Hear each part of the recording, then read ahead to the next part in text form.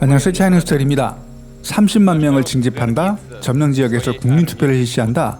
여기에 핵무기 사용도 가능하다는 메시지까지 이 푸틴 한마디 한마디에 전 세계가 혼란스럽습니다. 이런 상황에서 시진핑 이름까지 등장하는데요. 푸틴 대통령의 수석 정책 고문이었던 안드레이 일라리오노프는 독일 국영방송과 인터뷰에서 핵무기 사용도 가능하다는 푸틴의 말은 우크라이나 전황이 불리해서가 아니라 시진핑 때문이라고 주장합니다.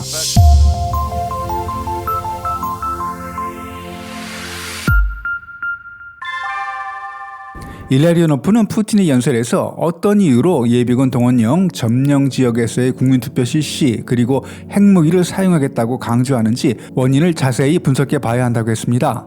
모든 결정이 9월 19일부터 21일 3일 사이에 발표됐고 이런 결정들은 푸틴의 기존 정책과는 전혀 다르다. 국민투표만 해도 원래 올 말이나 내년에 시행할 예정이었는데 크렘린은 9월 23일부터 27일까지 며칠 만에 그것도 사전 준비 없이 시행한다고 하는데 이건 2014년 크림반도에서 실시한 국민투표와 비교해도 무리가 있어 보이고 이렇게 푸틴이 성급한 결정을 할 수밖에 없는 이면에는 어떤 압력이 있을 거라고 봤습니다. 우크라이나의 반격에 패닉에 빠진 푸틴이 핵무기 사용을 고려하게 된 것 아니냐는 의견에 대해서 일라리오노프는 반격 때문에 푸틴이 전략을 바꾸는 건 아니라고 본다. 이 모든 결정들은 9월 19일부터 나오기 시작했는데 그건 크렘린이 9월 17일과 18일 이미 이런 결정을 내렸다는 의미고 그때는 사마르칸트에서 열린 SCO 정상회담을 마치고 푸틴이 모스크바로 돌아온 시기다. 그러면서 푸틴이 이런 결정을 내리게 된 건 SCO 정상회의 때문이라고 봤습니다. 일라리오노프는 SCO 정상회의에서 푸틴에게 그런 결정을 하도록 영향을 줄 수 있는 인물은 시진핑밖에는 없다. 시진핑은 푸틴에게 전쟁에 대한 전략을 바꾸도록 강요하고 기존의 국민투표, 징집계획 및 핵 사용 문제에 대해 무언가를 푸틴에게 말한 것으로 보인다.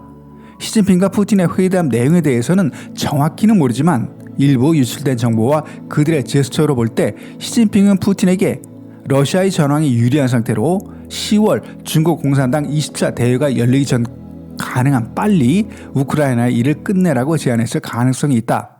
러시아가 7개월 동안 싸웠는데도 승리하지 못한 상황에 자신의 상의에서 가장 중요한 일을 앞두고 있는 시진핑은 난처해졌고 시진핑은 자신이 약해 보이는 것을 용납하지 못하는 성격이라고 일라리오노프는 주장했습니다.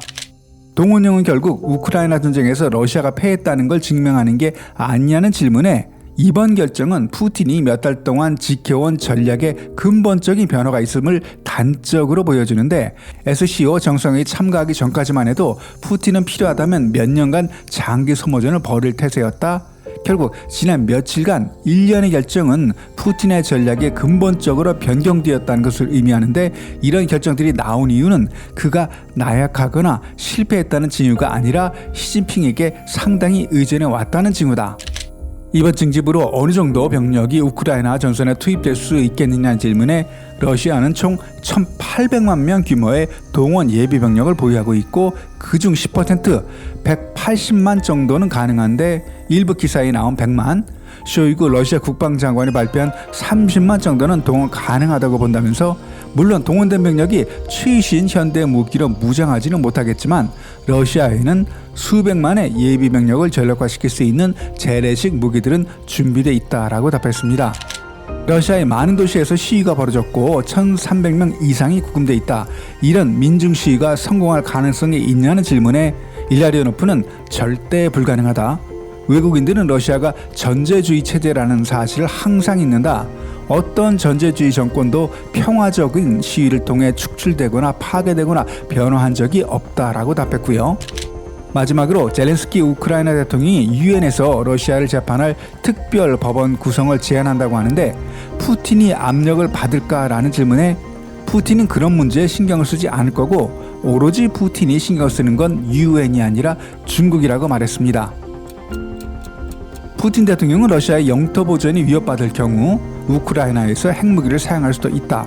핵무기로 우리를 협박하려는 사람들은 바람도 자신들의 방향으로 불 수 있다는 사실을 알아야 한다. 절대 허세가 아니다라고 했죠.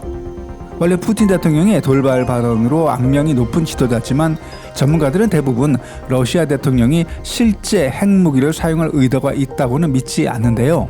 실제로 우크라이나에서 전술핵을 사용한다면 그건 우크라이나의 항복을 요구하거나 협상에 나오도록 위협하거나 아니면 서방 국가들의 분열을 시키려는 목적으로 보입니다. 우크라이나군의 전술이 대규모 병력을 집결해서 작전을 펼치는 게 아니고 분산해서 전투를 치르는 스타일이라 핵폭탄 몇 발로는 효과를 보기 어려울 거고, 또 우크라이나 영토의 핵을 터뜨리면 방사능에 오염된 지역을 러시아군이 점령하기에는 어렵기 때문에 핵 공격 옵션은 효과적인 방법으로는 보이지 않는데요.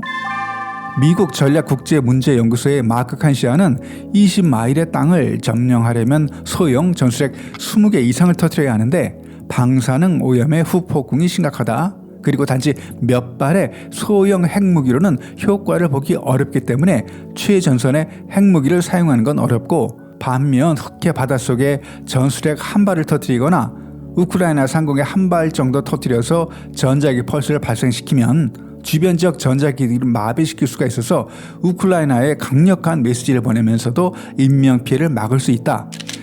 전 백악관 핵정책 전문가 존 볼프스탈도 핵 위협에 대해서는 나토 동맹을 분열시키고 국제적 동맹을 깨기 위한 것으로 보인다. 이런 계획이 성공할지는 불투명하지만 푸틴의 결단이라기보다는 어쩔 수 없이 선택할 여지가 거의 없는 절망적인 상황에서 나온 결정이다 라고 봤습니다. 또 핵무기를 사용해도 러시아의 전황은 개선되지 않을 거고 푸틴 자신의 정치, 경제, 개인적인 지위가 위험해진다는 걸 인식시켜야 한다고 했습니다.